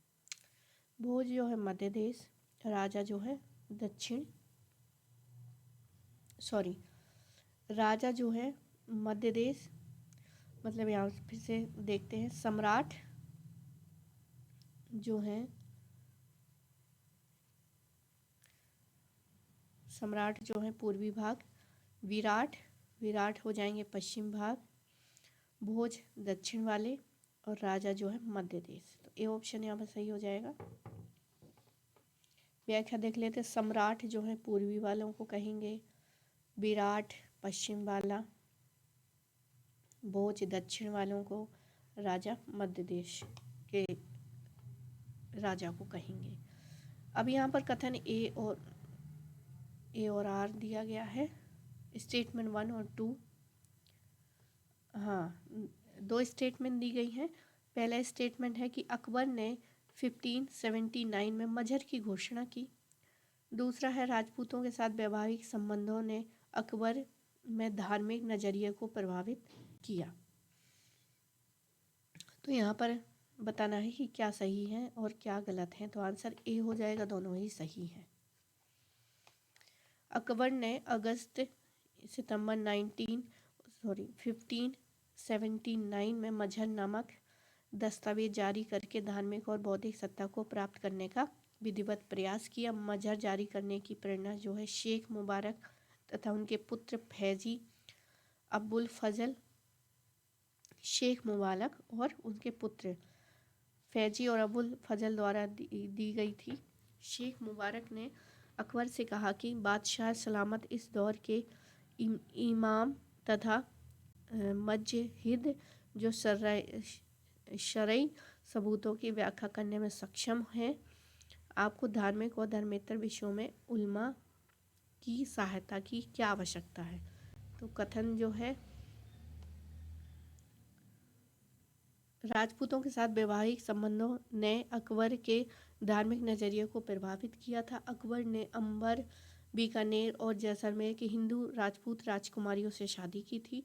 मुगल हरम में हिंदू महिलाओं की उपस्थिति के साथ हिंदू धार्मिक समारोहों और त्योहारों में अकबर हिंदू पोशाक पहनकर भी भाग लेता था। अकबर हिंदू धर्म के प्रति उदार बन गया। अकबर के शासन काल में हिंदू धर्म का प्रतिनिधित्व पुरुषोत्तम एवं देवी पंडित ने किया। अकबर उनसे पुनर्जन्म सिद्धांत को ग्रहण किया था। अकबर राजपूतों के प्रभाव से ही माथे पर तिलक लगाता था और 1604 में अपनी मां मरियम मकानी की मृत्यु के बाद अपना मुंडन करवाया था। अगला क्वेश्चन देखते हैं। के.वी. कृष्ण अय्यर के अनुसार किस शक्ति के द्वारा कोझिकोड की विजय के साथ मामनकम का मेला समाप्त हुआ? तो ईस्ट इंडिया मैसूर के सुल्तान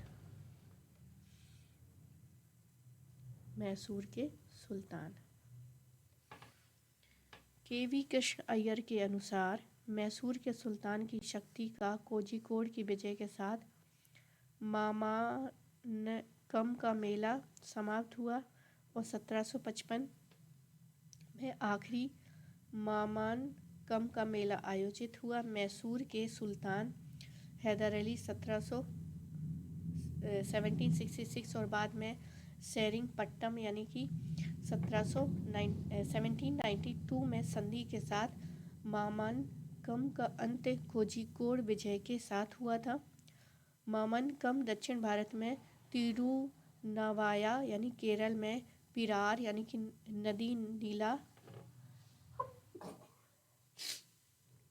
नदी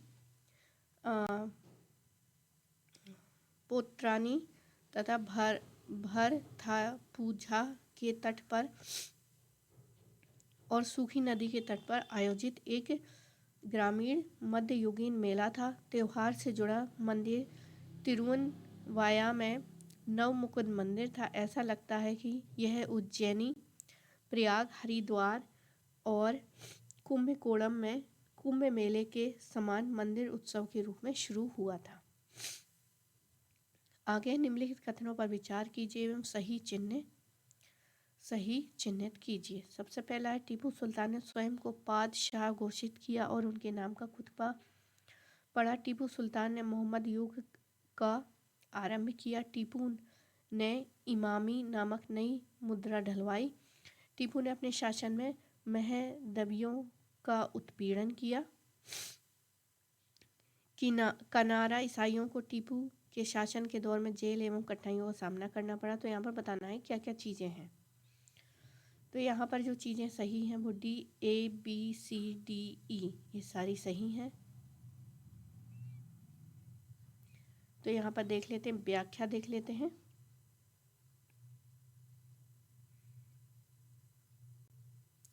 टीपू सुल्तान ने स्वयं को बादशाह घोषित किया तथा अपने नाम के सिक्के चलवाए। वर्षों तथा महीनों के हिंदू नामों के स्थान पर अरबी नामों का प्रयोग किया।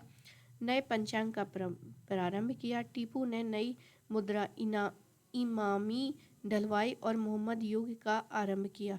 टीपू ने अपने शासनकाल के दौरान मध्यदवियों का उत्पीड़न किया तथा साथ ही हिंदू कुर्गों तथा नायरों का दमन किया, परंतु जिन मुसलमान मोपलाओं ने उनकी आज्ञा का उल्लंघन किया उन्हें भी उसने क्षमा नहीं किया। कि कनारा ईसाइयों को उसने शासन काल में ही जेल एवं कठिनाइयों का सामना करना पड़ा। साम्राज्यवादी लेखकों का टीपू को एक सीधा साधा दैत्य तथा धर्मांध शासक बतलाना निश्चय ही सत्य नहीं है। अगला क्वेश्चन देखते हैं। भारत छोड़ो आंदोलन के दौरान 9 अगस्त 1942 को बॉम्बे के ग्वालियर टैंक के मैदान में झंडा फहराने वाला कौन था? तो अन्ना आसफ अली जी थी। तो ए ऑप्शन क्या है यहाँ पर सही हो जाएगा। भारत छोड़ो आंदोलन के दौरान 9 अगस्त 1942 को बॉम्बे के ग्वालियर टैंक मैदान में अन्ना आसफ अली ने झंडा फहराया। 9 अगस्त की सुबह जो है ऑपरेशन जीरो आवर के तहत जो है कांग्रेस के सभी महत्वपूर्ण नेता गिरफ्तार कर लिए गए। गांधी जी को पूना के आगा खां पैलेस में तथा कांग्रेस कार्यकारिणी के अन्य सदस्यों को अहमदनगर दुर्ग में रखा गया। 1942 में भारत छोड़ो आंदोलन में अन्ना आसफ अली ने भूमिगत रहकर अपने अन्य साथियों अच्युत पटवर्धन और सुचिता कृपलानी, राम मनोहर लोहिया, बीजू पटनायक और छोटू भाई पुराणिक के साथ आंदोलन का नेतृत्व करना उचित समझा। आगे देखते हैं। निम्नलिखित को कालानुक्रम अनुसार व्यवस्थित कीजिए। तो सर्वाधिक आरंभिक मंदिर, प्रथम स्तूप, आरंभिक उपनिषद, उत्तर वैदिक परंपराएं। तो ये इस तरह की भी क्वेश्चन जो है आपको देखने को मिलेंगे। तो सबसे पहले क्या था? तो आरंभिक उत्तर वैदिक परंपराएं होंगी। सबसे पहले तो उत्तर वैदिक परंपराएं होंगी। फिर उसके बाद उपनिषद आ जाएगा। ठीक है, एक पे इसको रखते हैं, दो को इसको रखते हैं। और मंदिर बनने से पहले जो है स्तूप जो है हमें देखने को मिलते हैं। तो स्तूप हमको देखने को मिलते हैं, तो 3 नंबर पे ये आ जाएगा। फिर उसके बाद जो है स्तूप देखने को मिल गए तो महायान बौद्ध संप्रदाय का विकास होता है। फिर उसके बाद ये सर्वाधिक मंदिर सबसे लास्ट में आएगा। तो ऑप्शन बी जो है यहाँ पर सही हो जाएगा। बाकी यहाँ पर व्याख्या है, इसको भी देख लेते हैं। उत्तर वैदिक परंपराएं जो है 1000 से लेकर 600 ईसा पूर्व इस काल की प्रमुख विशेषता थी। कृषि प्रधान अर्थव्यवस्था, कबायली संरचना में दरार का पड़ना तथा वर्ण व्यवस्था का जन्म तथा क्षेत्रगत साम्राज्यों का उदय। आरंभिक उपनिषद जो है 6 मतलब इनकी बात का ही है कि आसपास 600 ईसा पूर्व के आसपास उपनिषदों का संकलन हुआ। उपनिषदों का वेदांत की संज्ञा दी जाती है। उपनिषद शब्द जो है उप और नी यानी उपसर्ग पूर्वक सत धातु से बनता है, जिसका अर्थ जो है गुरु के समीप बैठकर ज्ञान प्राप्त करना। छंदयोग तथा बृहदारण्यक सर्वप्रथम आरंभिक उपनिषद था। प्रथम स्तूप जो है महात्मा बुद्ध ने 80 वर्ष की आयु में कुशीनगर में शरीर त्याग दिया था और बौद्ध ग्रंथ में महापरिनिर्वाण कहा जाता है। उनके शरीर धातु के 8 भाग पर स्तूप बनाए गए। सम्राट अशोक ने 84,000 स्तूपों का निर्माण करवाया था, जिसमें सांची और पिपरहवा महत्वपूर्ण स्तूप हैं, जिसका निर्माण 3वीं ईसा पूर्व में हुआ था। महायान बौद्ध संप्रदाय जो है प्रथम शताब्दी ईसा पूर्व में कनिष्क के शासन में चतुर्थ बौद्ध संहिता में हुई, जिसमें कनिष्क महायान संप्रदाय का महान समर्थक था। उसकी अध्यक्षता वसुमित्र द्वारा की गई थी तथा उसके उपाध्यक्ष अश्वघोष थे। सर्वप्रथम आरंभिक मंदिर जो है 5वीं शताब्दी ईस्वी से गुप्तकालीन मंदिर के साक्ष्य मिलने लगते हैं। गुप्त युगीन वास्तुकला के सर्वोत्तम उदाहरण मंदिर है, जिसमें प्रमुख है सांची का मंदिर, टिगवा का विष्णु मंदिर, देवघर का दशावतार मंदिर, नचना कुठारा का पार्वती मंदिर, भीतरगांव का मंदिर। बॉम्बे में अगला क्वेश्चन देखते हैं। बॉम्बे में 1896 में वर्ष में ल्यूमरे बंधुओं का प्रतिनिधि कौन था जिन्होंने चलचित्र पर पहली बार क्लिप प्रदर्शित किया था? तो आंसर वेयर मारियस सेस्टियर जो है यहाँ पर सही हो जाएगा। वेयर मारियर सेस्टियर। आगे देखते हैं। तो फिल्म से रिलेटेड जो है एक अलग से वीडियो बना दूंगी, ताकि इस तरह के क्वेश्चन जो है पहले नहीं आते थे लेकिन अब जो है आने लग गए हैं, क्योंकि हमारा जो हिस्ट्री के सिलेबस है एमए वगैरह में ये फिल्म का जो भी है वो पहले कुछ ही पूछा करते, बहुत छोटा सा 1-2 पेज में ही ख़त्म हो जाता था, लेकिन अब ये जो है ना बहुत बढ़ता जा रहा है, इसलिए ये क्वेश्चन जो है हमें देखने को मिल रहे हैं। तो देखते हैं इसकी व्याख्या। वेयर और मारियर जो है सेस्टियर बॉम्बे में 1896 के वर्ष में ल्यूमरे बंधुओं का प्रतिनिधित्व वेयर और मारियस सेस्टियर महोदय थे। उन्होंने चलचित्र पर पहली बार फिल्म क्लिप प्रदर्शित किया। गैब्रियल बेयर फ्रांस के रसायन शास्त्री थे। वे रोमांच की उम्मीद से तथा आर्थिक रूप से संकटग्रस्त परिवार की मदद के लिए ल्यूमेरे फॉर्म में शामिल हो गए थे। ये ल्यूमरे बंधुओं के कैमरामैन की टीम में से एक सिनेमेटोग्राफर यानी कि छायाकार थे। बाद में उन्होंने मेक्सिको में कई फिल्मों का निर्देशन और निर्माण किया। इसके फिल्मों में मैक्सिकन राष्ट्रपति पोर्फिरियो दिआज को दैनिक गतिविधियों में दिखाया गया। मैरियस एली जोसेफ सेस्टियर फ्रांसीसी सिनेमेटोग्राफर यानी कि छायांकार पेशे से भी ये फार्मासिस्ट थे। उन्हें भी शुरुआती फिल्म निर्माताओं द्वारा ल्यूमरे ब्रदर्स अंगस्ते लुई ल्यूमेरे द्वारा विदेशों में अपने सिनेमेटोग्राफ के प्रदर्शन के लिए नियुक्त किया गया था। उन्होंने 7 जुलाई 1896 को वाटसन होटल बॉम्बे में ल्यूमेरे बंधुओं द्वारा बनाई गई 6 लघु फिल्मों का प्रदर्शन किया था। आगे देखते हैं। ये वाला क्वेश्चन जो है वो बहुत बार, कम से कम 3 से 4 बार पूछा जा चुका है यूजीसी नेट में। तो देखते हैं। नई नाल मुल्लई पलई कुरुंची, तो ये क्या था? ये जब ऑफलाइन होता था वहाँ ये क्वेश्चन जो है वो पूछे जाते थे। तो ये जो है इसका व्याख्या ही देख लेते हैं सीधे। नेल्लाई जो है समुद्री तट है, मल्लई वनों को कहा जाता था, पलई जो है सूखा क्षेत्र है, कुरुंजई पर्वतीय भूमि है। तो ये जो है इग्नू के नोट्स से हैं, इग्नू के नोट्स से मैंने इसको कवर भी किया है। तो आप वीडियो देखेंगे विस्तार में तब आपको पता चलेगा कि इसको भी कवर किया है। अगर आप मेरे सारे वीडियो देख लेते हैं तो आपका जो नेट है वो तो आसानी से क्लियर हो जाएगा। बिल्कुल कोई दो राय नहीं है कि क्लियर ना हो, बिल्कुल हो जाएगा। आगे देखते हैं। तो एक बार फिर से देख लेते हैं। नई नाल जो है, नई नाल समुद्री तट, मुल्लई जो है वन हो गए, पलई जो है सूखा, पलई मतलब सूखा पड़ गया, कुरुंजोई मतलब पर्वतीय भूमि। आगे देखते हैं। सम्मति की आयु अधिनियम 18, ये भी जो क्वेश्चन है ये भी क्या है, रिपीटेड है। सम्मति की आयु अधिनियम द्वारा महिलाओं के लिए विवाह निष्पादन संवर्धन हेतु आयु सीमा को किस वर्ष तक बढ़ा दिया गया था? तो यहाँ पर जो है 12 वर्ष तक बढ़ा दिया गया था, 12 वर्ष। सम्मति आयु अधिनियम जो कि 1891 के द्वारा महिलाओं के लिए विवाह की न्यूनतम आयु 12 वर्ष कर दी गई थी। यह अधिनियम प्रसिद्ध भारतीय समाज सुधारक बम्बई के बहराम जी मालावारी, सबसे पहले तो ये नाम याद कर लेना है कि पारसी थे ये बहराम जी मालावारी, और इन्होंने एक अधिनियम पारित किया था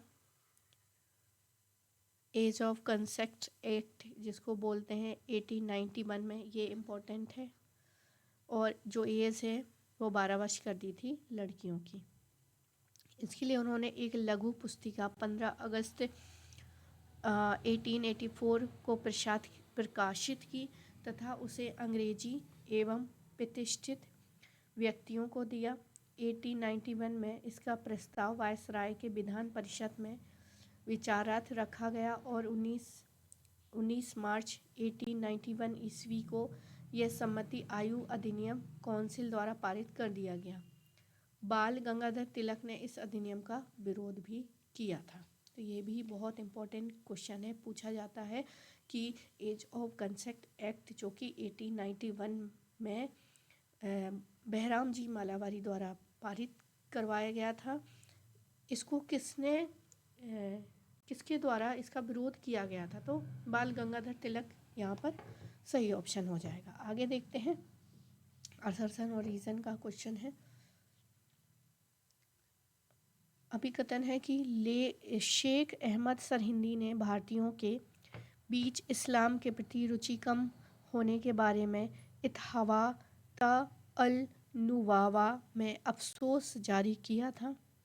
बी कहता है भारतीयों के बीच इस्लाम के प्रति रुचि कम होने के बारे में पैगंबर काल दर्शन शास्त्र के विज्ञान और भारतीय संतों के अध्ययन के बीच के समय अंतराल को इसका कारण बताया गया है। तो यहाँ पर सही आंसर क्या हो जाएगा? ए, दोनों सही है, व्याख्या भी यहाँ पर सही हो जाएगी। तो यहाँ पर वही सारी चीज़ें हैं। शेख अहमद सरहिंदी ने भारतीयों के बीच इस्लाम के प्रति रुचि कम करने के बारे में इत्हावाता अल नुवावा में अफसोस जारी किया था। शेख अहमद सरहिंदी एक ऐसे सूफ़ी थे जो कट्टर मुसलमान होने के साथ तहदत अल वुजू के सिद्धांत गैर सूफ़ी मुसलमानों और हिंदुओं के विरुद्ध थे। वे नक्शबंदी सिलसिला के अनुयायी होने के साथ साथ चिश्ती और कादरी सिलसिलों में भी आस्था रखते थे। उन्होंने भारतीयों के बीच इस्लाम के प्रति रुचि कम होने के बारे में पैगंबर काल दार्शनिक दर्शन शास्त्र के विचार और भारतीय संतों के अध्ययन के बीच का समय अंतराल को उसका कारण बताया गया है। आगे देखते हैं, मुगल कालीन भारत में यातायात के संबंध में निम्नलिखित कथनों पर विचार कीजिए और सही कथनों को चिन्हित कीजिए। माल की आवाजाही को बड़े काफिले संरक्षण प्रदान करते थे, बिल्कुल सही। काफिलों में आंतरिक झगड़े भी होते थे जो कभी कभी प्राणघातक हो जाते थे। बंजारों के कैंप टांगा लगाते थे। जल परिवहन बहुत सारे समकालीन स्रोतों से कम खर्चीले प्रतीत होते थे। और ई जो है, माल की आवाजाही के दौरान प्रयुक्त होने वाले जानवरों की क्षति की भरपाई व्यापारियों द्वारा की जाती थी। तो यहाँ पर जो सही ऑप्शन होगा वो है बी ऑप्शन, ABCD, यानी कि ई जो है वो यहाँ पर सही नहीं है, बाकी सारे के सारे ऑप्शन यहाँ पर सही हो जाएंगे। तो व्याख्या देख लेते हैं। मुगल कालीन भारत में व्यापार एवं वाणिज्य के लिए अनुकूल परिस्थितियाँ थीं। शेरशाह ने अनेक राजमार्गों का निर्माण करवाया था जिसको ग्रांड ट्रंक रोड बोलते हैं। राजमार्गों पर निर्मित सरायों में व्यवसायी रुकते थे तथा माल की आवाजाही को बड़े काफिलों संरक्षण प्रदान करते थे। काफिले में आंतरिक झगड़े भी होते थे जो कभी कभी प्राण घातक होते थे। छोटे व्यापारी वर्ग में बंजारों का अपना अलग वर्ग था। यह वर्ग जो है 4 जनजातियों में बटा था जो चावल, दाल एवं नमक का व्यापार करती थी। बंजारे तंबुओं यानी तंगों में रहते थे, किंतु अधिकांश ये बंजारे स्वयं व्यापारी थे। जहाँ उन्हें अनाज सस्ता मिल जाता था वहाँ से उन्हें उसे खरीद कर वे अन्य स्थानों पर बेच दिया करते थे जहाँ से उनको अधिक मूल्य मिल जाता था। मध्यकाल में जल परिवहन बहुत सारे समकालीन स्रोतों में कम खर्चीले प्रतीत होते हैं। वर्तमान में भी जो जहाज वगैरह है पानी से जो जाते हैं वो भी कम खर्चीले ही होते हैं। समुद्री व्यापार जो है मुख्यतः गुजराती व्यापारियों के हाथों में था तथा ये व्यापारी मुख्य रूप से हिंद महासागर में व्यापार करते थे और खंबात से लेकर मलक्का तक सभी समुद्री मार्गों पर अपना आधिपत्य था। मुगल कालीन प्रमुख उल्लेखनीय व्यापारी वीरजी वोहरा, मलय चेट्टी और अबुल गफूर वोहरा आदि थे। तो यहाँ पर 50 क्वेश्चन ही कंप्लीट हो पाएंगे क्योंकि जो वीडियो है बहुत बड़ा बन जाएगा। इसका पार्ट जो है हम अगले उसमें हम कंप्लीट करेंगे। तो कुछ और क्वेश्चन देख लेते हैं, 50 ही देखेंगे। विजयनगर साम्राज्य में अश्व व्यापार के बारे में बताना है, तो ये भी मेरे हिसाब से रिपीटेड क्वेश्चन है। विजयनगर के शासक अश्वपति कहलाते थे। अश्व व्यापारियों द्वारा जिंदा घोड़े की पूरी कीमत के बराबर, यहाँ तक कि मरे घोड़े की पूंछ भी खरीद लेते थे। नुनूच ने दर्ज किया कि विजयनगर के शासकों द्वारा प्रति वर्ष जो है 30,000 युद्ध के घोड़े खरीदे जाते थे। विजयनगर के शासकों ने अश्व प्रजनन एवं उनके रखरखाव को संरक्षण किया। कृष्णदेवराय ने के अल्बुकर्क को अश्व व्यापार पर नियंत्रण के बदले यहाँ तक कि ढेर सारे धन प्रदान किया। तो ए और बी और ई, ए यानी कि विजयनगर के शासक अश्वपति कहलाते थे, ए है, और अश्वपतियों द्वारा जिंदा घोड़ों की पूरी कीमत के बराबर, यहाँ तक कि मरे घोड़े की पूंछ भी खरीद लिया करते थे। ए बी सही है, बाकी और ई जो है कृष्णदेवराय के अल्बुकर्क को अश्व व्यापार पर नियंत्रण के बदले यहाँ तक कि ढेर सारे धन प्रदान किया। तो ये था। आगे व्याख्या देख लेते हैं। विजयनगर के शासक अश्वपति कहलाते थे। युद्ध में घुड़सवार सैनिकों की महत्ता अधिक थी। सर्वप्रथम देवराय प्रथम ने ही सेना में घोड़ों के महत्व को समझा। उसने अरब एवं फ्रांस से घोड़ों का आयात किया। विजयनगर के द्वितीय राजवंश के संस्थापक सुलभ नरसिंह ने कर्नाटक में तुलुप वंश को हराकर विजयनगर की सेना को शक्तिशाली बनाने के लिए अरब व्यापारियों को अधिक से अधिक घोड़े आयात करने के लिए प्रलोभन एवं प्रोत्साहन दिया। अश्व व्यापारियों द्वारा जिंदा घोड़े की पूरी कीमत के बराबर, यहाँ तक कि मरे हुए घोड़े की पूंछ भी खरीदी जाती थी। कृष्णदेवराय ने पुर्तगाली शासक अल्बुकर्क को अश्व व्यापार पर नियंत्रण के बदले यहाँ तक कि ढेर सारे धन प्रदान किया था, जो कि जमोरिन के विरुद्ध जो है विजय के पुर्तगालियों ने गोवा पर अधिकार कर लिया तथा फारस की खाड़ी के महत्वपूर्ण बंदरगाह पहले ही पुर्तगालियों के अधिकार में आ गए थे और अरब तथा फारसी घोड़ों का व्यापार अब पूर्णतः पुर्तगालियों में आ गया था। अगला असरसन और रीजन देखते हैं। असरसन अभिकथन कह रहा है कि दक्षिण भारत में मलिक कफूर की सफलता ने इस क्षेत्र में इस्लामी राजनीति की शुरुआत की। बी है दक्षिण में सूफीवाद का चयन स्थानिक आबादी के इस्लामिक धर्म अपनाने में एक प्रमुख कारण बन गया। तो यहाँ पर क्या है, दोनों सही है परंतु व्याख्या यहाँ पर सही नहीं है। आगे देखते हैं। दक्षिण भारत में मलिक कफूर की सफलता के क्षेत्र में इस्लामी राजनीति की शुरुआत होती है। मलिक कफूर का नाम मलिक इज्ज-उद-दीन कफूर सुल्तानी था। उसे 1000 दिनारी भी कहा जाता था क्योंकि नुसरत शाह ने उसे गुजरात में 1000 स्वर्ण दिनार से भी खरीद लिया था, इसलिए उसको 1000 दिनारी कहा जाता था। इसी के नेतृत्व में अलाउद्दीन खिलजी का दक्षिण भारत अभियान पूर्ण हुआ। मलिक कफूर ने दक्षिण में देवगिरी को अपना मुख्यालय बनाया। इस्लामी के अनुसार देवगिरी के निवासियों ने कफूर के संरक्षण में स्वतंत्रता का अनुभव किया। शासक का किसी प्रदेश पर न्याय ऐसा होता था जैसे बगीचे पर मानसून वर्षा, जबकि फरिश्ता के अनुसार जब कफूर ने दक्षिण में प्रवेश किया तो उसने जनता को अपने कृपालु सुरक्षा में ले लिया और चीटी को भी हानि न पहुंचाने दी। इन्हीं कारणों से उसे दक्षिण में इस्लामी राजनीति की शुरुआत की। सूफी संत अरब बुरहानुद्दीन गरीब जो है गेसुंदराज आदि के ग्रामीण जनता ने इस्लाम धर्म के प्रति आकर्षण पैदा किया, जिसके कारण से दक्षिण भारत में सूफीवाद का चलन स्थानीय आबादी के इस्लाम धर्म अपनाने का ही सही है, प्रमुख कारण सही है।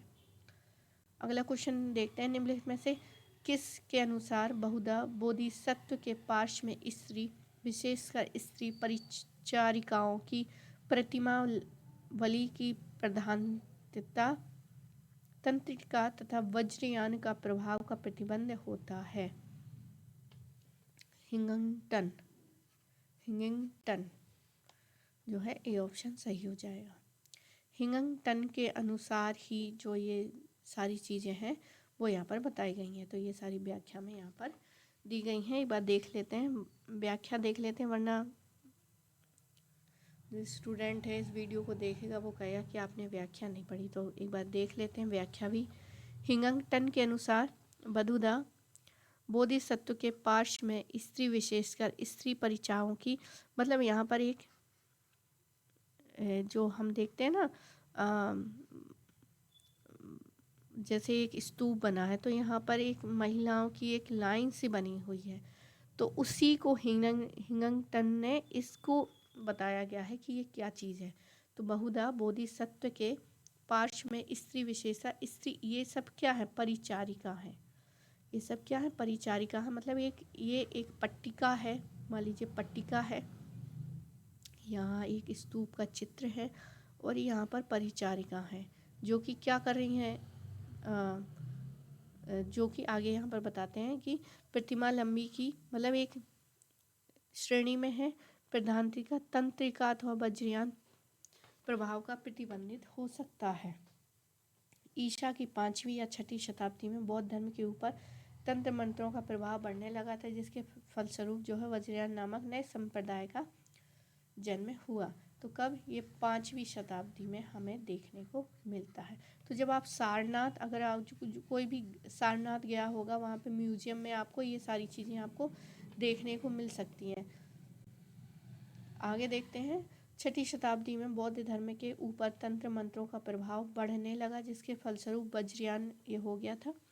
इसमें मंत्रों तथा तंत्रिका क्रियाओं द्वारा मोक्ष प्राप्त करने का विधान प्रस्तुत किया गया है। वज्रयाई वज्र को एक अलौकिक तत्व के रूप में मानते हैं, इसका तादात्म्य धर्म के साथ स्थापित किया गया है। इसकी प्राप्ति के लिए भिक्षा, तप आदि के स्थान पर मैथुन मांस आदि के सेवन पर जोर दिया गया।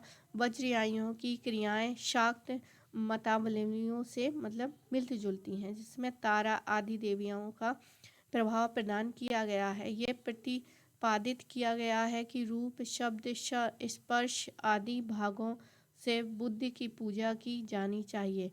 रागचार्या को सर्वोत्तम बताया गया है। वज्रयान का सबसे अधिक विकास जो है 8वीं शताब्दी में हुआ। इसके सिद्धांत मंजूश्री, मूलकल्प तथा ग्रह्म समाज नामक ग्रंथों में मिलता है। वज्रयान ने भारत में बौद्ध धर्म के पतन का मार्ग प्रशस्त कर दिया। आगे देखते हैं, अकबर द्वारा किस समस्या के संबंध में करोड़ी प्रयोग अपनाया गया था? तो आंसर क्या हो जाएगा? जमा और हासिल के मध्य अंतराल के निदान हेतु करोड़ी का। ये भी रिपीटेड क्वेश्चन है। अगर आपने पुराने पेपर किए तो आपको 10 क्वेश्चन आपको ऐसे मिल जाएंगे जो आपके प्रीवियस ईयर के क्वेश्चन से होंगे। तो डी ऑप्शन सही है। अकबर ने जमा और हासिल के मध्य अंतराल के निदान के लिए करोड़ी यानी आमिल का प्रयोग अपनाया। अकबर ने गुजरात विजय 1573 के पश्चात भूमि व्यवस्था में स्वयं रुचि लेना प्रारंभ किया। साम्राज्य की खालसा भूमि पर 182 करोड़ी नियुक्त किए गए। प्रत्येक करोड़ी के अंतर्गत इतना क्षेत्र होता था जिसने 1 करोड़ दाम अर्थात 2,50,000 रुपये राजस्व के रूप में प्राप्त हो सके। उसका कार्य अपने क्षेत्र की सीमाएं निर्धारित करना, भू राजस्व के विभिन्न साधनों का लेखा तैयार करना तथा प्रत्येक साधनों प्रत्येक साधन से प्राप्त धनराशि और प्रत्येक फसल का ब्यौरा रखना था। उसकी सहायता के लिए कारकून तथा फौजदार नियुक्त थे। 1580 ईस्वी तक राजस्व विभाग के पास पर्याप्त आंकड़े तथा सूचनाएं एकत्रित हो गई थीं। यद्यपि इस समय दीवान के पद पर राजा टोडरमल नियुक्त था तथा उनके सहयोगी जो है ख्वाजा शाह मंसूर को नियुक्त किया गया था। तो ये जमा और हासिल के मध्य अंतराल के निदान हेतु जो है करोड़ी आमिल का प्रयोग अपनाया गया। अगला क्वेश्चन है, निम्नलिखित कथनों में से कौन सा सही है? भारतीय चलचित्र अधिनियम 1918 में पारित हुआ था। विजय भट्ट ने 1943 में राम राज्य फिल्म का निर्देशन किया। फिल्म भक्ति विधुर महाभारत काव्य से संबंधित था। नील दर्पण का लेखक देशबंधु चट्टोपाध्याय ने किया था और D.W. ग्रिफिन ने birth of a nation film का निर्देशन किया था। तो यहाँ पर जो सही आंसर है वो है A, B, C और D ऑप्शन यहाँ पर गलत हो जाएगा। डी कौन सा? नील दर्पण। नील दर्पण का जो है देशबंधु चट्टोपाध्याय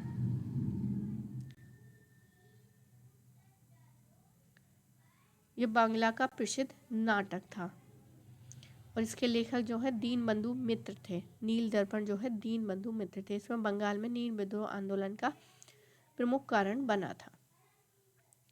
बाकी ये सारा है, आप इसको देख सकते हैं, पर पढ़ लेते हैं, वरना स्टूडेंट जो कहेगा आपने व्याख्या नहीं पढ़ी है, समझानी चाहिए। तो इसको देखते हैं जल्दी से। भारतीय चलचित्र अधिनियम 1918 में पारित हुआ था। अब ये पारित क्यों हुआ था तो इसको भी समझ लीजिए। क्योंकि जो हमारी फिल्में बन रही थी वो कहीं ना कहीं इस तरह से फिल्में वही बनती हैं जिस प्रकार का हमारा समाज होता है। तो उस समय की जो फिल्में बन रही थी तो उसमें भी कुछ ऐसे तत्व होंगे जो विद्रोही तत्व होंगे, लोगों को भड़काने में काम करेंगे। तो अब सेंसरशिप जो है एक अधिनियम पारित कर दिया। अभी सेंसरशिप की यहाँ पे बात नहीं है, यहाँ पर जो है सेंसरशिप लागू करना था, यहाँ पर बताया गया है। तो वही चीज़ है सेंसरशिप। मतलब अगर आप कोई विरोधी जो है, जैसे मान लीजिए कोई फिल्म है जो देश को भड़का सकती है, वहाँ की जनता को भड़का सकती है, तो हम उस पर क्या करेंगे? हम उसको पास ही नहीं करेंगे ना, हम उसको सेंसरशिप लगा देंगे। तो वही 1918 में पारित हुआ था।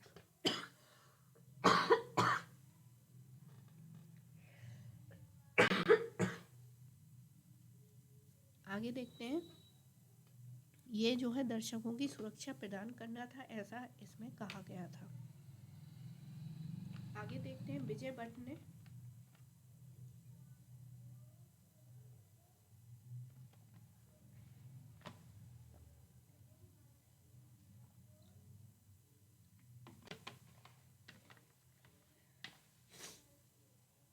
तो विजय भट्ट ने 1943 में राम राज्य फिल्म निर्देशन किया, जिसमें प्रेम आदिप तथा शोभना समत में राम सीता की मुख्य भूमिका निभाई थी और यह 1943 में तीसरी शताब्दी की सबसे ज़्यादा कमाई वाली फिल्म थी, राम राज्य। आगे है भारत भक्ति विधुर। इसमें महाभारत महाकाव्य से संबंधित फिल्म थी। फिल्म कांजीबाई राठौर द्वारा निर्देशित कोहिनूर फिल्म कंपनी के बतौर बनी थी 1921 में।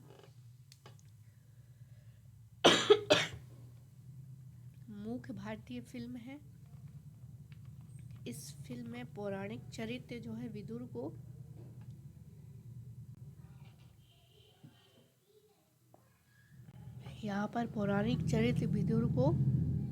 मोहनदास करमचंद गांधी के व्यक्तित्व में ढाला गया है। तो बताइए 1918 में जो सेंसरशिप पारित हुआ था वो इसीलिए तो हुआ था। ये सारी फिल्में क्या है, लोगों के मन को डाइवर्ट कर रही थी, इसलिए एक अधिनियम लाया गया था। D.W. ग्रिफिन ने birth of a nation film का निर्देशन किया। यह लिलियन गिश अभिनीत 1915 की एक अमेरिकन मुख्य काव्य नाटक फिल्म है। पटकथा थॉमस डिक्सन जूनियर के 1905 के उपन्यास नाटक द क्लेंसमैन से संबंधित है। आगे देखते हैं 1892 का वह भारतीय परिषद संशोधन जिसके नाम से भी जाना जाता है लॉर्ड क्रॉस का अधिनियम।